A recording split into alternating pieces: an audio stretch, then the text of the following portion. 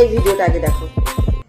নারী হতে চরিত্র লাগে, সুন্দর চেহারা তো বাজারেও না। জাস্ট এই মাত্র আমি এই ভিডিওটা দেখলাম, দেখার পরে আমি অবাক হয়ে যাই যে একটা মানুষ বলে ওই মানুষটাকে ভালোবাসতো, মানে আমি কার কথা বলছি সেটা তোমরা বুঝতেই পারছো।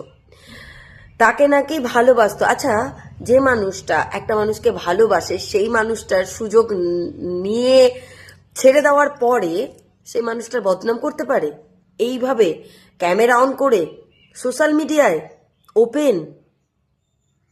আর একটা মেয়ের চরিত্র নিয়ে কথা বলতে পারে কোনো ছেলে যে তোমাকে খুশি করার জন্য তোমার বাড়িতে গিয়ে কত দিন না থেকে এসেছে, তোমার ইচ্ছা মর্জি মতন চলার চেষ্টা করেছে, হয়তো চলতে পারেনি বলে বেরিয়ে এসেছে এখন মানে আলাদা জায়গায় বিচ্ছেদের জীবনে সে তার নিজের জীবনটাকে ভালো মতো লিড করছে, সে কিন্তু কারোর নিন্দা বদনাম করছে না।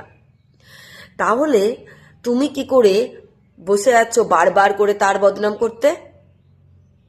আর যখন বসছো লিমিট ক্রস করা বদনাম।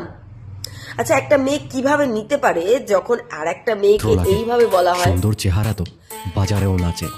আমি সিরিয়াসলি আমি জানি না রিয়ালিটি কি, রিয়ালটা কোনটা, আদতেও এর কোনো সত্যতা আছে কি না।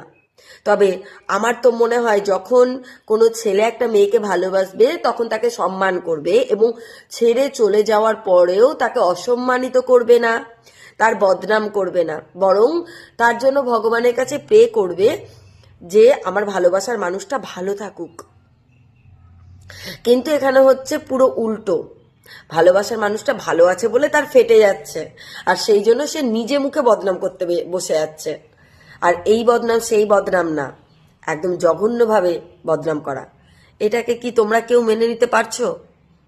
তোমাদের কি মনে হয় অবশ্যই কমেন্ট বক্সে কমেন্ট করে জানিও। আর এটা কি সত্যি ভালোবাসা ছিল না ব্যবহার করে গিয়েছিল আজীবন এত দিন পর্যন্ত, যেটা পৃথি বুঝতে পেরেই হয়তো সরে এসেছে? পৃথির ওই ডিসিশনগুলো মানে ছেড়ে আসার ডিসিশনটা ঠিক ছিল না ভুল? তোমাদের কি মনে হয় কমেন্ট করে জানিও, ভিডিওটাকে শেয়ার করে দিও। নমস্কার।